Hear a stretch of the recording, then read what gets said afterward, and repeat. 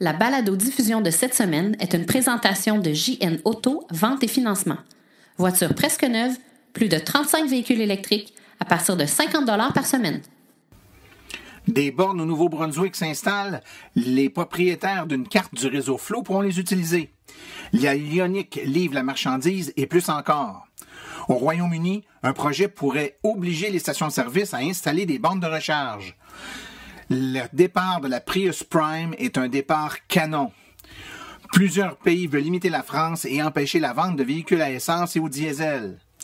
Bolt Across Canada s'arrête dans la région de Montréal et Rivière-du-Loup. L'AVEC était là pour les accueillir.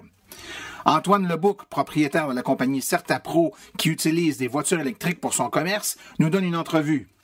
La chronique de Maxime Séguin-Durand. Et les événements à venir dans les prochaines semaines dans le monde de l'électromobilité. Tout ça et bien plus encore dans ce 14e épisode de la balado-diffusion Silence, on roule.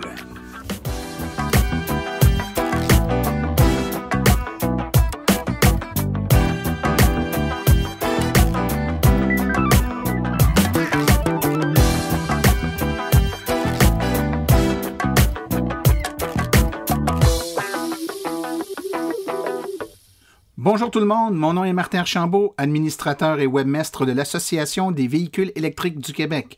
C'est avec passion et plaisir que j'anime ce podcast dédié 100% aux voitures électriques. Alors, on a un beau programme encore pour vous cette semaine, du moins j'espère que vous allez l'apprécier. Beaucoup de sujets intéressants. On a entre autres les gens de Bolt Across Canada qui traversent le Canada d'un océan à l'autre, d'un Atlantique à l'autre, comme a déjà dit un ancien premier ministre. Alors, on a la chance de les avoir en entrevue. On va avoir quelque chose de très intéressant sur l'utilisation des véhicules électriques sur une flotte de véhicules commerciaux. Je pense que vous allez apprécier des nouvelles, plein de trucs. Avant d'aller plus loin, j'ai maintenant pris l'habitude de saluer des auditeurs qui nous écoutent et qui prennent le temps de nous laisser un petit bonjour. Parfois, ce petit bonjour-là, c'est pour nous faire des suggestions, nous dire des trucs qu'ils aimeraient entendre parler. Et puis, je vous incite à le faire. Hein, vous vous gênez pas. martin@aveq.ca. Vous m'écrivez, vous me dites ce que vous aimez, ce que vous aimez moins, ce que vous aimeriez qu'on parle, des sujets, des suggestions, des améliorations. On n'a pas la prétention d'être parfait. On fait ça avec passion, mais on fait ça aussi avec les moyens qu'on a. Mais je pense qu'on réussit quand même à faire quelque chose qui tient la route. Donc, je voudrais remercier Richard Trudeau et Daniel Brazeau, tous deux qui m'ont écrit dans les dernières semaines, derniers mois. Je vous remercie, messieurs. Merci d'être à l'écoute. Et puis, vos commentaires sont toujours les bienvenus. Si vous écoutez le podcast via notre site web, je vous rappelle que vous pouvez vous abonner et recevoir automatiquement le podcast sur votre appareil mobile. Il y a une procédure là, quand vous regardez sur le lien du podcast sur le site web. Vous avez une procédure pour vous abonner, que ce soit sur un appareil iOS ou un appareil qui est Android. Ça fonctionne sur les deux. Donc, la procédure est un petit peu différente, mais la façon de fonctionner se ressemble beaucoup. En gros, c'est que c'est un abonnement et à chaque fois que je publie un nouveau podcast, à toutes les 2 semaines, le podcast se télécharge automatiquement sur votre appareil mobile, votre téléphone, puis vous avez un petit indicateur là, qui vous dit que vous avez un nouveau podcast d'arrivée. Il ne vous reste plus qu'à l'écouter, donc même plus besoin de penser de venir le télécharger. Moi, je vous conseille de faire ça. C'est super simple et ça vous permet de les recevoir automatiquement.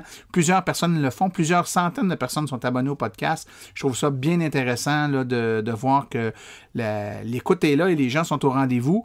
Et puis, si vous prenez le podcast à partir de iTunes ou si vous avez accès à iTunes, faites une petite recherche sur Silence on roule, vous pouvez vous abonner à partir de là, mais vous pouvez également noter la balado-diffusion et puis quand vous mettez des bonnes notes, on remonte là, dans le positionnement des balado-diffusions populaires et ça fait en sorte qu'on est vu par plus de personnes, donc écouté par plus de personnes, ce qui nous permet d'améliorer là, notre mission qui est de démocratiser l'accès à l'information en lien avec les véhicules électriques. Alors j'ai assez parlé pour l'instant.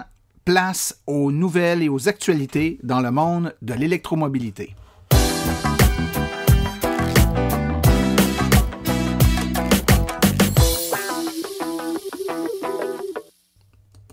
Commençons d'abord par une excellente nouvelle pour tous les électromobilistes actuels.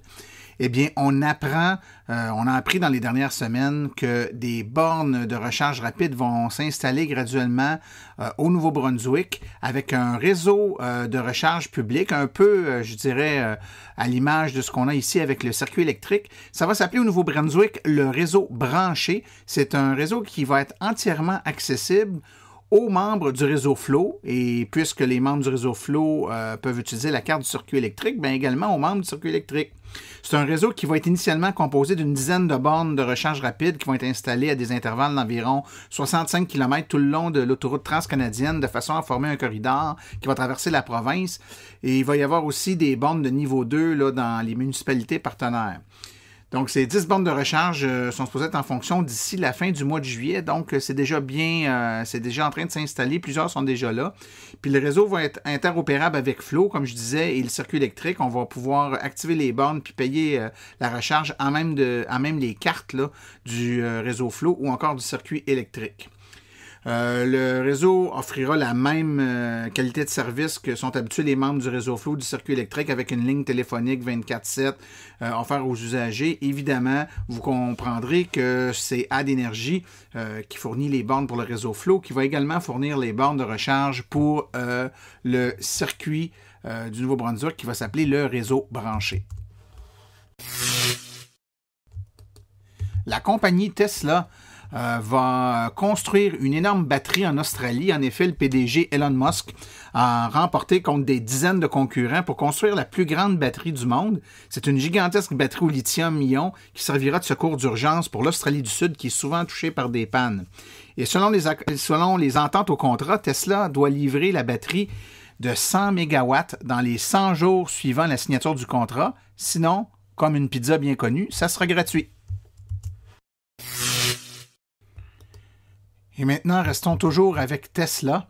On apprend que Tesla prévoit tripler sa capacité de service, comme elle se prépare à étendre tous ses services et son infrastructure pour soutenir la flotte croissante avec l'arrivée du Model 3 qui commence à sortir des usines. Tesla a annoncé qu'elle a élargi sa capacité de service d'un facteur de 3. Elle a annoncé une série de nouvelles actions afin d'atteindre cet objectif. Elle ajoutera notamment 1400 nouveaux techniciens et 350 nouveaux camions de service. De plus, elle permettra aux propriétaires de prendre un rendez-vous de service directement à partir de leur voiture. L'intérêt pour la Hyundai Ioniq depuis sa sortie est grandissant et incontestable. De plus en plus de gens se procurent ce véhicule qui semble livrer toutes les promesses qu'il avait faites et en plus, les premiers propriétaires semblaient donner des résultats et des caractéristiques du véhicule qui étaient fort impressionnantes. Plusieurs étaient sceptiques, mais maintenant on doit se rendre à l'évidence. Effectivement, ce véhicule semble tout à fait être exceptionnel, avoir des caractéristiques de rendement, d'efficacité de kilomètres par kilowatt dépensé, tout à fait hors norme et surprenant. Eh bien, vous serez content d'apprendre que sur le site web de l'association, nous avons maintenant ajouté un blog dédié à la Hyundai Ioniq. Donc, à l'instar des autres modèles populaires, on a des blogs disponibles sur le site web pour permettre à certains auteurs de produire des billets d'intérêt sur le véhicule. Pour accéder à nos blogs, vous avez simplement à cliquer à partir de notre site web dans le menu en haut, le menu plutôt qui s'appelle Forum et dans le sous-menu Témoignages et blogs. À partir de là, vous avez accès à des blogs sur différents modèles comme la Leaf, la Kia Soul, la Ioniq, la Smart, la Mitsubishi et différents autres modèles. Donc, nous vous invitons à jeter un coup d'œil à ces blogs de discussion. Et pour compléter le tout, si vous voulez avoir plus d'informations sur certains modèles, nos forums de discussion vous permettent de poser vos questions et d'avoir des réponses à toutes questions que vous pourriez vous poser sur différents modèles. Alors, bonne lecture! Lors de la balado-diffusion précédente, on vous a parlé de Arnois Groupe Pétrolier qui avait installé des bornes de recharge dans certaines de ses stations-service. Eh bien, vous serez surpris d'apprendre qu'au Royaume-Uni, un projet de loi pourrait imposer des bornes de recharge à toutes les stations-service. En effet, le gouvernement des Royaumes-Unis introduira une législation exigeant que chaque station-service installe des bornes de recharge électriques. Le gouvernement a annoncé dans le discours de la Reine qu'un projet de loi sur les véhicules automatisés et électriques sera présenté pour encourager l'utilisation des voitures électriques et autonomes. Toyota a misé juste avec sa Prius Prime. En effet, au Canada, en juin, Toyota a vendu 144 hybrides branchables Prius Prime. Le bilan est d'autant plus remarquable que le véhicule n'a été jusqu'ici lancé qu'au Québec. Les ventes de la Prius Prime pourraient même avoir dépassé celles de la Chevrolet Bolt au Québec, selon la distribution géographique des ventes de la Chevrolet Volt en juin. Toyota a vendu plus de 100 Prius Liftback par mois au Québec et récemment, et on va bientôt connaître le ratio des ventes de la Liftback et de la Prime lorsque les données d'immatriculation des véhicules nous arriveront un peu plus tard. Il ne serait pas surprenant que la Prius Prime ait cannibalisé beaucoup de ventes de sa cousine, puisque le rabais à l'achat de 4 000 $ au Québec la rend très compétitive par rapport à une hybride conventionnelle. Selon le site web de Toyota, la Prius Liftback de base a un prix total d'environ 29 400, tandis que celui de la Prius Prime commence à 35 200, 31 200 après le rabais, et la Prius Liftback Technology s'élève à environ 32 600 $. On a beaucoup parlé de la France et de son projet de bannir complètement les voitures à essence et au pétrole. Mais il n'y a pas que la France qui planifie de les bannir. La Norvège veut y arriver d'ici 2025 avec un malus encore plus agressif. L'Inde veut que tous ses véhicules passent aux batteries d'ici 2030. Les Pays-Bas veulent également s'offrir la cible pour 2025. L'Allemagne pourrait également pousser à mettre fin aux ventes de voitures à essence et diesel d'ici 2030. Mais il y a une forte opposition, d'autant plus que la moitié de son électricité provient du charbon. Mais les manufacturiers auront leur mot à dire. Finalement, avec certaines villes plus polluées dans le monde, certains observateurs croient que la Chine pourrait appeler à une interdiction absolue de la technologie de combustion interne dans un avenir très proche. Un couple de Colombie-Britannique traverse actuellement le Canada en Chevrolet Bolt. Ils sont partis le 1er juillet dernier de Victoria en Colombie-Britannique et doivent se rendre jusqu'à Saint-Jean-Terre-Neuve afin de démontrer qu'on peut voyager en voiture électrique tout en laissant une faible empreinte écologique. Eh bien, leur périple est commencé depuis un bout de temps. Ils sont arrivés au Québec il y a de cela quelques jours à peine au moment d'enregistrer la présente balado-diffusion. Ils ont visité notre équipe de Rivière-du-Loup et notre équipe de l'AVEC également de la région de Montréal. Ils sont actuellement en route toujours vers l'est et se dirigent tranquillement pas vite vers le Nouveau-Brunswick jusqu'à leur destination finale à Terre-Neuve. Eh bien, comme je vous dis, notre équipe de l'AVEC Rivière-du-Loup et Montréal était avec eux. Et lors de leur passage à Montréal, on en a profité pour aller déjeuner avec eux, les rencontrer, leur parler et puis recueillir quelques commentaires de leur part sur leur périple et les motivations qui les poussent à traverser comme ça le Canada là, d'ouest en est. Alors, je vous propose à l'instant une entrevue réalisée par Michel Turcotte, qui est un délégué régional de l'AVEC pour la région de la Montérégie. Il a eu la chance de déjeuner avec Buddy Boy et Barbara, donc un beau petit déjeuner avec ces deux, je devrais dire ces trois, parce que leur chien Piper était là également, personne. Il en a profité pour leur poser des questions, puis sonder un peu leur motivation, leurs intérêts dans ce voyage, dans ce périple quand même assez extraordinaire pour traverser le Canada d'ouest en est comme ça. Alors, on va écouter l'entrevue. Je vous avertis tout de suite, l'entrevue s'est faite au restaurant. Il y avait passablement de bruit, donc le son n'est pas toujours très clair. Ça demande un peu de concentration. On est vraiment désolé. C'est pas très grave. Par contre, on comprend quand même assez bien. Puis ça se passe évidemment en anglais. Donc, je vais quand même vous résumer là, sporadiquement au cours de l'entrevue en français les propos qui auront été dits par Buddy Boy et Michel Turcotte. Donc, écoutons attentivement cette entrevue. So, je suis avec Buddy Boy de Bolt Across Canada. Mon nom est Michel Turcotte, je suis de l'Association des véhicules électriques du Québec. Je suis avec aussi d'autres membres de l'association, qui est vraiment intéressant. Et aussi Barbara, qui se trouve être sa conjointe, qui est là. Puis aussi le chien Piper, qui est dans la voiture présentement et qui nous regarde déjeuner au Cora Déjeuner à Montréal. So, Buddy, welcome to Montreal, to sunny Montreal. Merci beaucoup. It's a pleasure to have you here. Thank you. And we've been discussing a lot on your project, and it's really, really interesting. So you were saying it's not only to drive an electric car from one side to the country to the next. It has another dimension to it. Yeah, we are boards of directors at Zero Waste Canada, and we're traveling very lightly. Reuse our reusable plates, reusable cutlery, reusable glasses, jars, cups, reusable bags, flushable dog poop bags, and we're trying to compost on our journey as well. So we compost with a small indoor composter. So we're not, wherever we visit, we're not putting our waste in the community's waste stream.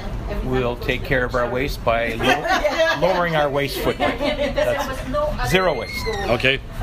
Excellent.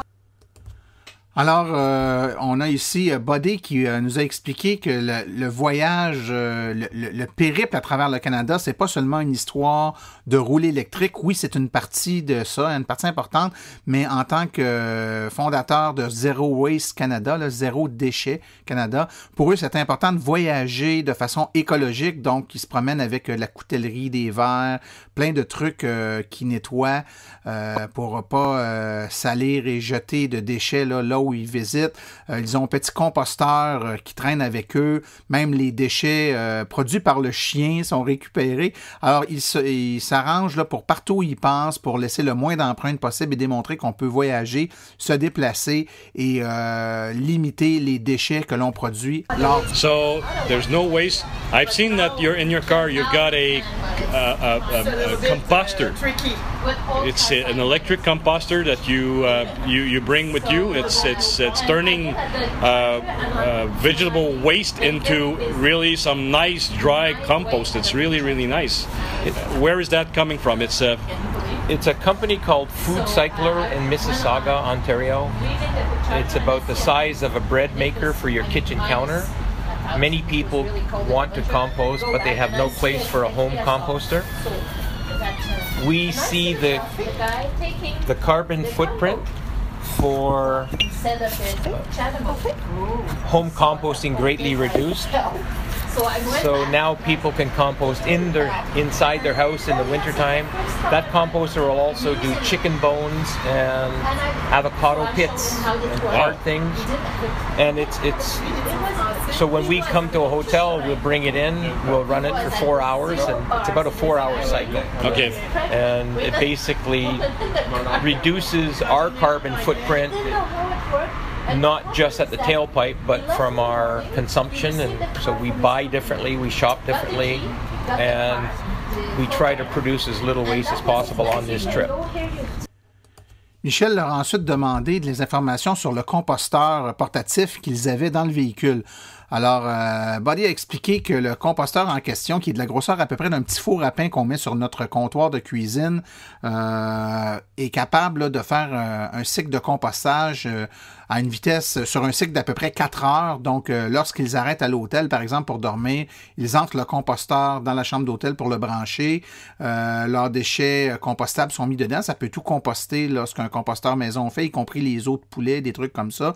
Et puis, au bout de 4 heures, ben ça génère là, un magnifique compost là, qui leur permet de réduire leur empreinte de carbone, non seulement uniquement sur leur déplacement électrique, mais également avec la production là, de déchets là, qui sont compostés plutôt que jetés dans la nature. Il explique que tout ça fait partie d'une démarche beaucoup plus grande qui les amène à consommer, à acquérir différemment des produits et à disposer différemment. That is a very, very good idea, and it should be like that for everyone. Well, when we do come to a community and we speak to people, we say, you came here in an electric car, but you ordered a drink with a straw in it. Why do you need a straw to stir your drink? That's a good opportunity to add another layer to your green initiative, our individual green initiative. So one of the things we've discovered in the zero waste movement is government or corporations are not going to fix this problem. It has to be us as individuals changing and modifying our behavior. The electric car is the start, it's not the end. Okay. Buddy a ensuite expliqué que le fait de rouler avec un véhicule électrique en soi, c'est pas le début, ça devrait pas être la fin plutôt, ou l'aboutissement d'une démarche écologique, ça devrait être que le début. Par exemple, il disait qu'il trouve un peu absurde que des gens se réunissent dans un restaurant pour parler de véhicules électriques, mais commandent un breuvage avec une paille en plastique dedans qui va être jeté aux ordures quelques instants après.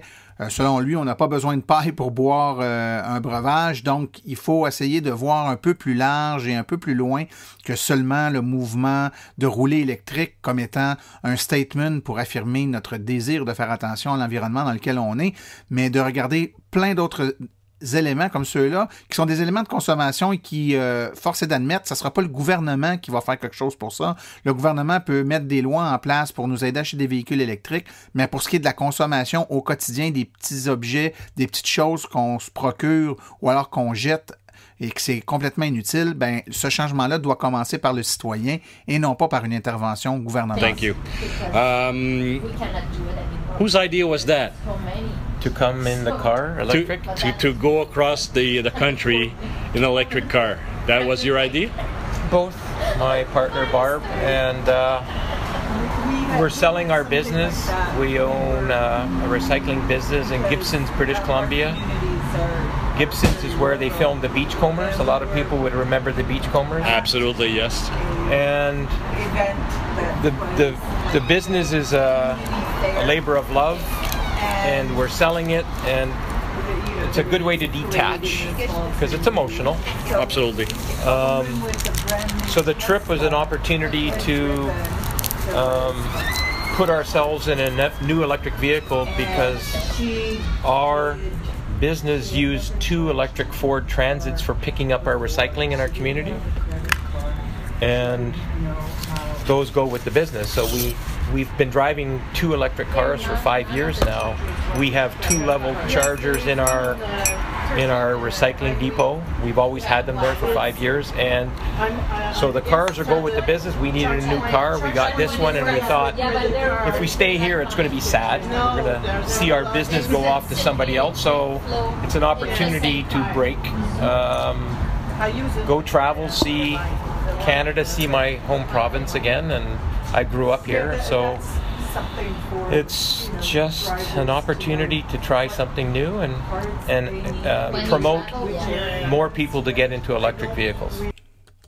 Michel leur a ensuite demandé d'où venait cette idée de traverser le Canada comme ça, et on lui a expliqué qu'en fait, c'est que le couple a vendu tout dernièrement leur entreprise qu'ils avaient depuis de nombreuses années.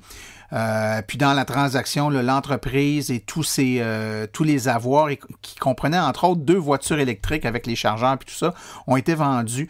Donc pour eux, c'était très émotionnel de se détacher d'une entreprise qu'ils avaient eue depuis de nombreuses années. Donc pour un peu se détacher de tout ça, faire une brisure, marquer la fin de cette ère-là, ben ils ont décidé de faire le voyage, d'autant plus que puisque les véhicules sont restés avec l'entreprise, ils devaient se procurer un nouveau véhicule. Ils ont opté pour la Chevrolet Bolt qui avait une grande autonomie, donc raison de plus pour utiliser les caractéristiques extraordinaires de ce véhicule-là, puis d'entreprendre un voyage comme ça à travers le Canada, passer par le Québec qui est la province natale de Buddy, et puis en même temps, c'est ça, se changer les idées, puis changer d'air un peu pendant un petit temps. Okay, and then you're coming back. Yes, we did twice. Okay, you're coming back to Montreal. Are you coming to the Formula E? What date is that? That's the 29th and the 30th of July. Possible. If we have success in Newfoundland, finding charging stations, we might do that.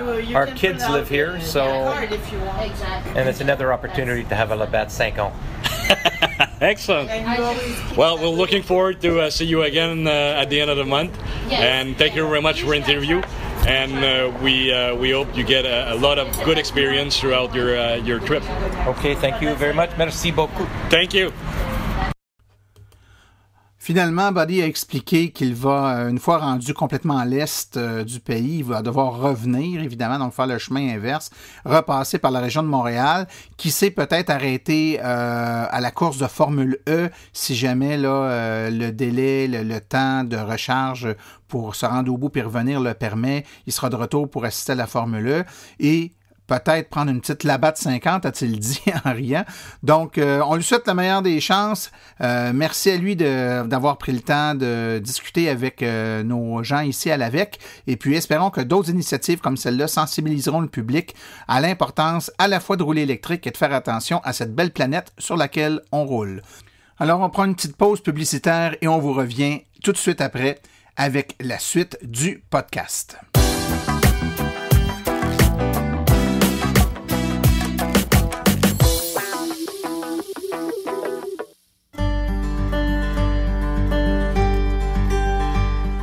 La mission de l'AVEC se résume comme suit. Donner une information neutre et objective aux électromobilistes actuels et futurs, tout en représentant leur intérêt auprès des acteurs du milieu. L'AVEC se veut aussi un acteur stimulant en matière de politique québécoise en transport électrique avec plusieurs participations à des commissions parlementaires. Elle est également une référence en électromobilité pour de nombreux médias québécois. Ce que vous pouvez faire pour l'AVEC? Si vous avez une bonne plume, nous recherchons des rédacteurs. Si vous êtes propriétaire de véhicules électriques, participez à nos forums pour partager votre expérience. Vous connaissez un propriétaire de véhicules électriques? Faites-lui connaître notre site. Vous connaissez un vendeur de véhicules électriques? Laissez-lui notre carte d'affaires. Vous voulez installer une borne chez un commerçant ou au travail? Consultez nos guides. Vous voulez vraiment nous faire plaisir? Devenez membre de notre association. Vous voulez devenir partenaire ou annoncer sur notre site? Contactez-nous à info@aveq.ca. L'Association des véhicules électriques du Québec, la référence en électromobilité.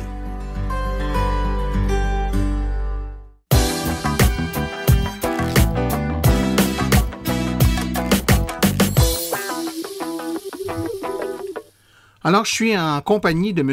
Antoine Lebouc, qui est copropriétaire de l'entreprise Certapro. Bonjour, Antoine. Bonjour. Alors, toi, Antoine, tu as une entreprise avec ta conjointe depuis quelques années, c'est ça? Oui, exact. Depuis 2000, on est dans le domaine de la peinture depuis 1994. 1994, exact, donc ça fait oui. déjà près de 20 ans. Puis ce que vous faites, c'est que vous êtes une entreprise avec des peintres et vous allez faire de la peinture, là, autant pour le résidentiel, le commercial, etc. Oui, exactement, c'est ça. Et là, évidemment, depuis près de 20 ans, vous avez à vous déplacer, à vous rendre chez vos clients. Et puis, à un moment donné, vous avez décidé de faire le saut vers des voitures un petit peu plus écologiques que les voitures à essence traditionnelles. Comment a commencé pour vous autres l'aventure d'y aller vers des voitures électriques ou hybrides? Ça a commencé en réalité même en 2000. Le premier Ford Escape hybride, là, j'avais acheté ça en 2000. Quand est-ce qu'il est sorti le Ford Escape hybride, là? Je pense que c'était en 2000... je crois que c'est 2007. 2007-2008, là, j'avais eu j'ai toujours eu un penchant, même quand j'ai commencé en 94, là, suite, moi, l'économie d'essence, en 94, quand j'ai commencé avec Peintre Étudiant Collège Pro, j'avais acheté toutes les autres franchisés, là, moi, c'est une franchise que j'avais à l'époque, là, puis... il y avait tous des gros camions V8, là, des petits cubes là, pour transporter les échelles. Moi, je m'étais acheté un Mazda B2000 diesel. Okay. Dans ce temps-là, il n'y a pas eu la polémique, mais pour les raisons d'économie d'énergie, j'ai tout le temps eu un petit penchant là-dessus. Là, fait que c'est vrai que ça a commencé là, mais au niveau d'électricité, c'est moi qui ai fait le saut. Moi, personnellement, j'ai loué une BMW i3 l'été passé pour mon usage personnel, puis sur le coup, j'ai eu un petit peu les quételles. Le bureau était à Montréal. Là, je demeure à Mont-Saint-Hilaire. Je voulais voir si c'était possible de faire l'exercice. Fait que je l'ai loué environ une semaine. Puis je l'ai loué, puis ça a pris une couple de semaines, une couple de mois. Là, ça a comme travaillé. Puis finalement, j'ai vraiment fait le saut au mois de décembre l'année passée. Okay. Et puis quand tu as fait le saut, c'est pour une BMW i3 ou autre chose? BMW i3 avec le Rex, là, oui. Dans le fond, j'ai trouvé une belle occasion. Je dis, j'ai rien à perdre. Je l'ai acheté. C'est une usagée, une 2015. Fait que dans le fond, c'est ça. J'ai fait le saut, moi, personnellement. Puis là, dans le fond, il y a eu 2 autres véhicules qui se sont rajoutés, qui ont remplacé des véhicules à essence, là, mais dans le fond, c'est un peu ça. Fait que le saut s'est fait pour ton usage personnel, mais après ça, tu as décidé de voir la faisabilité d'avoir des autos électriques pour l'entreprise, là. Oui, exact, c'est ça. Il y a ce qui a beaucoup aidé, c'est qu'on a acheté un condo commercial, ce qui fait qu'on a pu avoir des bornes. On a fait installer 3 bornes. Fait que là, ça... pour moi, moi, durant tout l'hiver, là, j'étais pas mal sur le circuit électrique là, dans le jour. Je m'arrangeais pour me brancher parce que je voulais pas rouler à essence. J'aurais peut-être pu, c'est sûr, là, dire bon, mes gars, je me stresse pas. Mais moi, mon but, c'est je voulais pas. Je pense à date, là, sur 10 000 km, j'ai dépensé environ peut-être 35 $ en essence. Le reste, ça a tout été en électricité. Là. OK. Fait que c'était un peu ça ma philosophie. Oui, j'ai les Rex, mais c'est juste pour la sécurité, là, le fait d'avoir la i3 avec la génératrice. Là. Fait que oui. Puis là, dans le fond, j'ai fait le saut avec ma conjointe. On a trouvé un véhicule hybride branchable, là, un BMW X5. Fait que je suis allé chercher ça en Ontario. OK. Fait que, ouais, c'est ça. C'était un démonstrateur de BMW Canada. J'ai acheté ça à Niagara Falls. Puis, j'ai acheté un Nissan Leaf 2016 de JN Auto pour un de mes représentants. Fait que l'autre donc, ça en fait 3, là. Ça fait 3 voitures électriques. Exact, ouais. C'est ça, exactement. Tout ça en peu de temps, là, dans le fond, on est au mois de mai, là, tout ça, je dirais, ça s'est fait en... Les deux autres véhicules se sont rajoutés, là, la Leaf puis le BMW X5, ça s'est fait ça au mois d'avril. Fait que je dirais tout ça en 5 mois, là. Ouais. C'est ça. OK. Est-ce que évidemment, c'est récent, mais quand même, j'imagine que tu es en mesure d'apprécier dès maintenant les économies sur l'énergie. Tu avais quand même des factures d'essence mensuelles que tu devais payer pour l'entreprise avant l'acquisition de ces voitures-là. Est-ce que tu as eu le temps de calculer ou d'estimer ce que ça te donnait comme économie? Oui, c'est une bonne question. Là. Moi, de mon côté à moi, je faisais tout le temps... Je fais entre 35 et 40 000 km par année. Fait que, en essence, je dépensais environ... C'était comme 400... C'était environ peut-être un 5 000 $ par année. Fait que moi, je calcule de mon côté. En électricité, me brancher chez nous pour le travail, ça va peut-être coûter environ 500 $ par année, peut-être. Fait que, c'est 500 $ versus le... 500 $, puis peut-être on peut mettre un budget, je sais pas, de 100 $ d'essence, là. Fait que, je vais économiser, grosso modo, de mon côté, comme un 3-4 000, là, juste pour moi. Ma conjointe, elle roule moins, puis c'est un véhicule hybride branchable. Elle avait vraiment une inquiétude, là, avoir une auto 100% électrique. Fait que là, ça a été comme un compromis qu'on a fait après de grandes discussions. Je regardais pour une Tesla, puis... Finalement, le compromis, c'était un véhicule hybride branchable. Bon, OK. Fait peut-être le prochain véhicule, ça sera un 100% électrique, mais j'ai pris une location de 3 ans. Je me dis, regarde, dans 3 ans, là, il va y avoir d'autres offres. Fait que ça va être un tremplin.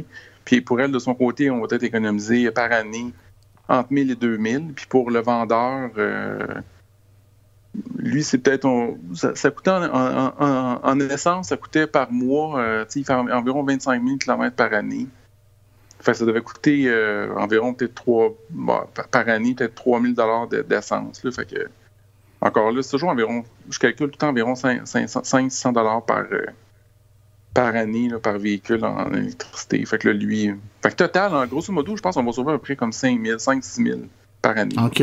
Avec 3 véhicules. C'est quand même impressionnant.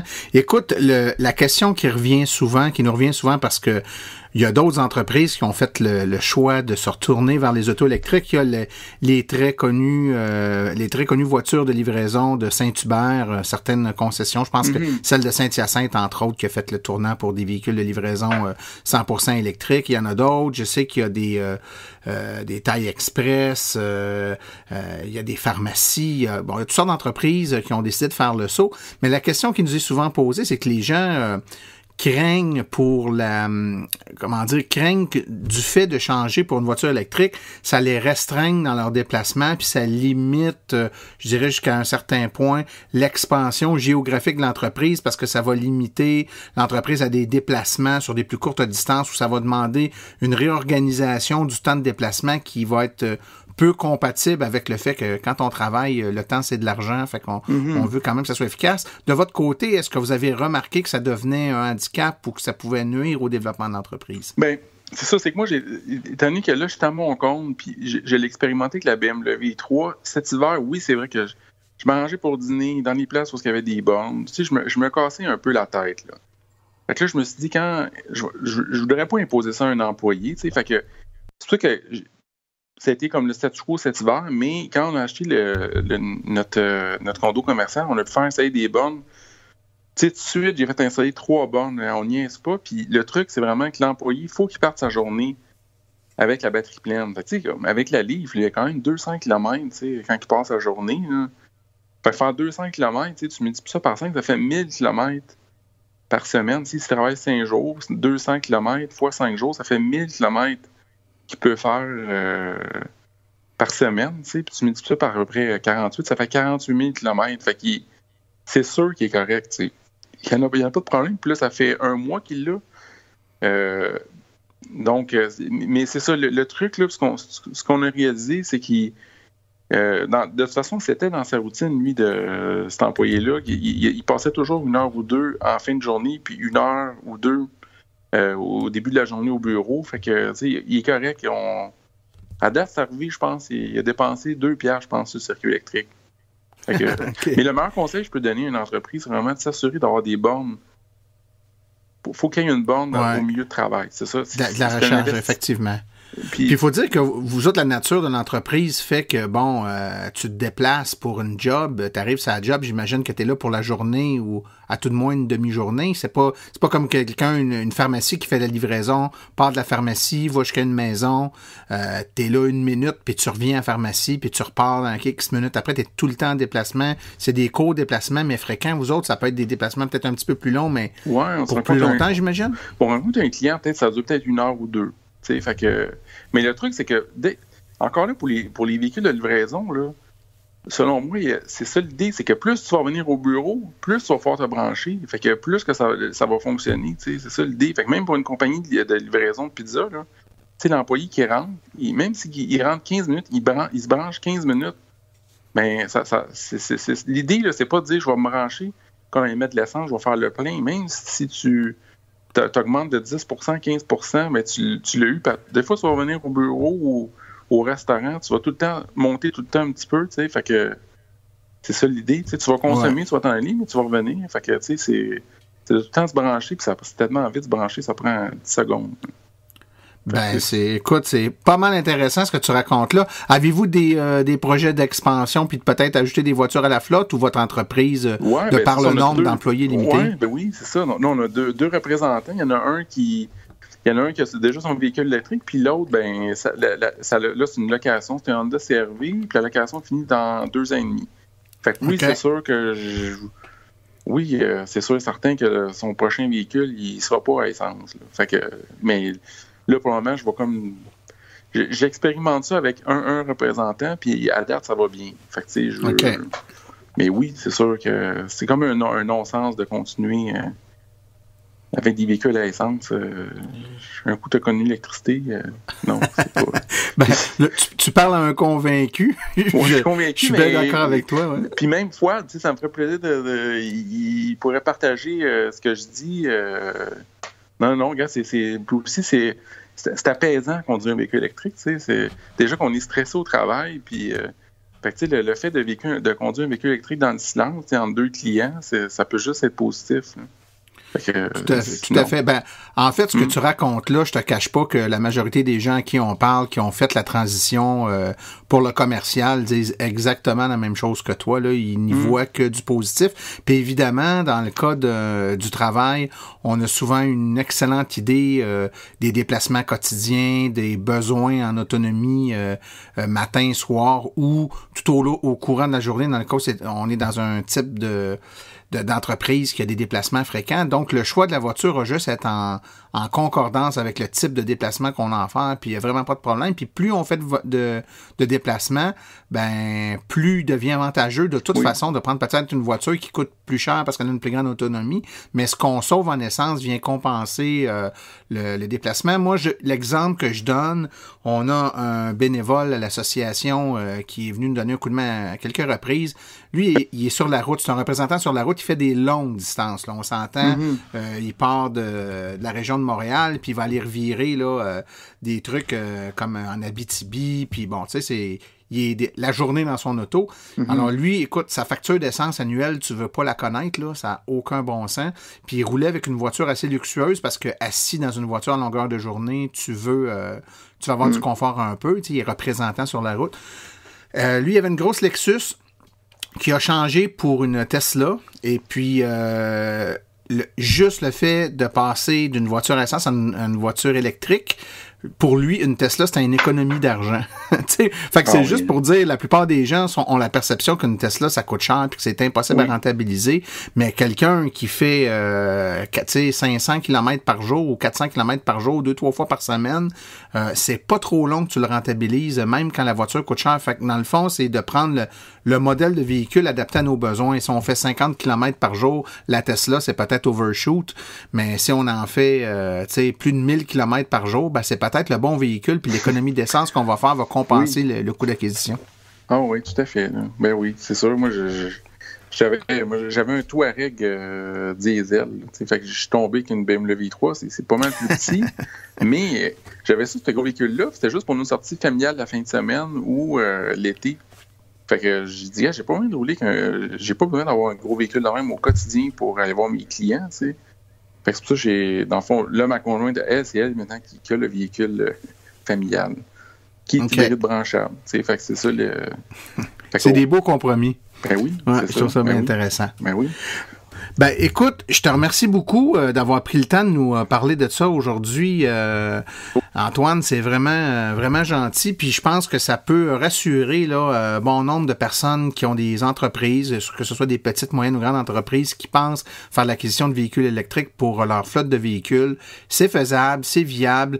On peut aussi faire comme tu as fait, puis commencer par louer, puis essayer. Il y a de l'usager aussi maintenant, de plus en plus disponible. Oui. Ça vaut la peine de faire l'essai, puis d'essayer de voir si c'est quelque chose de réaliste pour le type d'entreprise qu'on a, mais dans la très grande majorité des cas, ça l'est. En tout cas, c'est ce qu'on remarque. Fait que je te félicite pour le saut que tu as fait. Les gens qui viennent sur notre site Internet pourront voir d'ailleurs une belle photo là, des voitures de la petite Nissan Leaf, là, peintre Certa Pro, là, qui a tout été lettré puis décoré là, pour représenter les couleurs d'entreprise. C'est de toute beauté. Puis vous êtes des fiers représentants de l'électromobilité. Je vous félicite. Ben merci. Hein?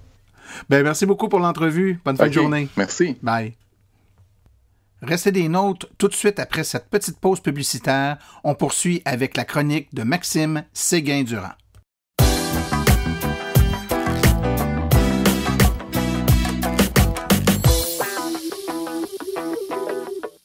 JN Auto, la référence lorsque vient le temps de se procurer une voiture électrique presque neuve. Plus de 35 véhicules électriques à partir de 50 $ par semaine. De plus, JN Auto offre une promotion exclusive aux membres hors de l'Association des véhicules électriques du Québec. Un rabais supplémentaire de 500 $ sur le prix affiché à l'achat de votre voiture. Une seule promotion par achat. JN Auto, choix, qualité et service après-vente irréprochable depuis 1982. Téléphonez-nous sans frais au 1-888-821-3084. Consultez notre liste de voitures au www.jnauto.com ou visitez-nous au 317 Route 116 à Richmond, en Estrie.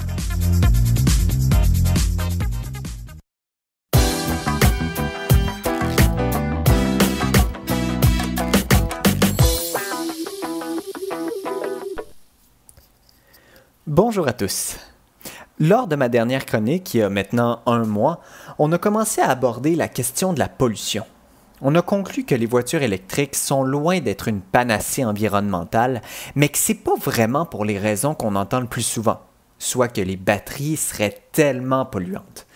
En fait, les raisons pour lesquelles les voitures électriques ne représentent pas une solution à la crise environnementale, c'est qu'elles ne sont pas une réponse suffisante pour l'immensité de la crise à laquelle on fait face. Ça va prendre des changements d'habitude profonds pour inverser la tendance mondiale actuelle. Et les changements climatiques n'attendent pas après nous. Ça prend des mesures drastiques. Et l'adoption des voitures électriques, même à grande échelle, c'est pas un changement drastique. C'est pour répondre à ce grand défi, le défi environnemental, que le gouvernement s'est fixé l'objectif de réduire de 40% sa consommation de pétrole d'ici 2030. Cela dit, il y a très peu de mesures concrètes qui ont été proposées. Une des rares mesures, c'est justement les cibles d'électrification des transports. Or, même si on atteignait nos objectifs d'avoir 100 000 véhicules d'ici 2020, puis d'atteindre 1 million de VE en 2030, on aurait encore beaucoup à faire pour réduire de 40% notre consommation de pétrole d'ici moins de 13 ans. Parce que le parc automobile québécois resterait quand même dominé par le pétrole. Cela dit, c'est vrai que viser cet objectif va nous aider à diversifier le mix énergétique du secteur des transports. Et ça, c'est vraiment essentiel. En effet, c'est le seul secteur québécois dont les émissions sont en croissance depuis 20 ans. Ça, c'est parce que même s'il y a plus de véhicules électriques, les émissions du secteur des transports commerciaux sont en croissance. Il y a de plus en plus de voitures et de camions sur les routes, et les camions légers, comme les VUS, sont en forte croissance. Donc, même si les véhicules sont plus efficaces, le fait que les gens achètent de plus en plus d'autos et qu'ils choisissent des véhicules de plus en plus gros, ça fait qu'en bout de ligne, les émissions de gaz à effet de serre des transports sont en croissance. Comme le secteur des transports est dépendant du pétrole, les émissions de GES de ce secteur sont en constante croissance. Il y a donc une urgence d'agir et de diversifier le secteur des transports québécois. Mais la tâche est tellement grande que même en changeant drastiquement l'énergie avec laquelle roulent nos transports, même en mettant 1 million de véhicules électriques sur nos routes d'ici 2030, objectif que, soit dit en passant, on est loin de s'enligner pour atteindre, on risque fort de ne pas accomplir, de ne pas atteindre ces objectifs de réduction de pétrole. Ça, c'est sans compter que les gouvernements ont des ressources limitées. Je ne vous apprends rien. Il faut donc choisir avec soin les domaines dans lesquels on les attribue. Et si on met nos sous, nos rares ressources, dans l'électrification des transports, dans des incitatifs à l'achat de véhicules électriques, dans l'installation de bornes, on met moins d'argent dans le développement du transport en commun. Et c'est ça, la mesure du transport, qui est vraiment susceptible de nous faire atteindre nos objectifs. C'est d'investir massivement dans nos transports en commun pour qu'ils deviennent confortables, fiables, stables, flexibles et suffisants. Ça veut dire le développement de projets comme des RER, des SRB, des tramways, des rallongements de lignes de métro, etc. Ça veut dire aussi augmenter le coût des autos, même des autos électriques, et intégrer dans leur prix les nombreux coûts que les véhicules individuels entraînent pour la société. Et ça veut dire faire la place à des projets d'économie circulaire, comme Communauto et Car2Go. Ça, c'est l'économie du futur. Parce que les gens mettent leurs besoins en commun, on enlève 10 autos de moins sur nos routes. Je parle évidemment de projets d'économie circulaire, comme Communauto. Et il y en a plein d'autres. C'est ces mesures-là qui vont permettre que la population change ses habitudes et s'éloigne du modèle de l'auto solo. Et ça, c'est quelque chose pour lequel les voitures électriques n'aident pas. Elles perpétuent notre modèle. Elles nous ancrent dans nos habitudes d'avoir une auto par couple, une auto même par personne, au point où certains qualifient les voitures électriques de leurre pour la population. Pendant qu'on parle des mesures pour en stimuler les ventes de véhicules électriques, on n'adopte pas de réelle stratégie pour contrer les changements climatiques. En plus, contrairement à ce qu'on pourrait penser, c'est très payant d'investir dans les transports en commun. Pas mal plus que d'investir dans nos routes pour que nos autos solo puissent y rouler. En fait, non seulement ça coûte 9 fois moins cher de se déplacer en transport en commun que de se déplacer en auto solo, mais en plus, ça permet de créer 3 fois plus d'emplois et ça engendre presque 3 fois plus de retombées économiques. Sans compter que le Québec a des fleurons comme Bombardier, Novabus, etc. Donc c'est de l'argent qui est dépensé en bonne partie dans des entreprises québécoises. Contrairement aux autosolos qui proviennent souvent ou en totalité d'entreprises qui sont situées à l'étranger. Mais on n'est pas conscient de tous les avantages du transport en commun. Par contre, on est conscient que de ne pas avoir d'auto, Ça touche à nos habitudes. Puis ça, on est bien frileux. Il n'en demeure pas moins qu'il faut investir dans le transport en commun, puis il faut investir à fond. Et dans ce cas-là, est-ce que l'investissement dans l'électrification des transports vide nos caisses publiques qui sont censées déjà être tellement limitées? C'est une question qui mérite réflexion. Et selon moi, c'est une critique à l'endroit des VE qui est pas mal plus valable que de parler de la pollution des batteries. D'ailleurs, vous avez peut-être vu passer une étude la semaine dernière selon laquelle la deuxième chose la plus efficace qu'on peut faire pour réduire notre empreinte écologique, c'est de ne pas avoir d'auto, qu'elle soit électrique ou à essence. Donc c'est certain que la meilleure mesure, c'est de ne pas avoir d'auto. En même temps, pour beaucoup de gens, et j'en suis, c'est encore très pratique, voire inévitable d'avoir sa propre auto, surtout pour les gens en dehors des grands centres. Dans ce contexte, c'est quoi la place que doit avoir l'auto électrique dans le développement de notre mobilité au cours des prochaines décennies? C'est la question à laquelle je vais essayer de répondre dans 2 semaines. Merci beaucoup. À dans 2 semaines.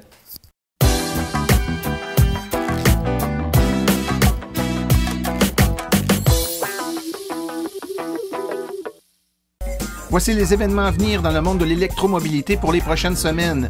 Soyez électrique au Mont-Tremblant le 22 juillet 2017 de 10h à 15h à l'Hôtel de Ville, 1145 rue de Saint-Jovite. Informations, essais routiers et exposants.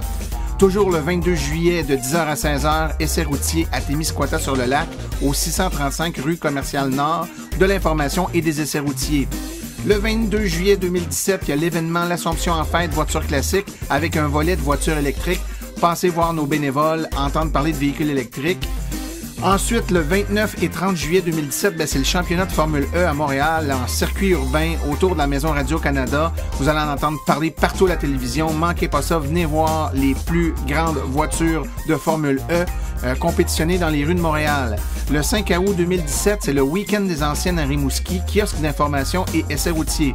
Finalement, il y a la 47e exposition de Lobinière le 6 août 2017 de 10h30 à 16h. C'est au 1070 avenue Bergeron, Saint-Agapit, Québec, kiosque d'information et essais routiers.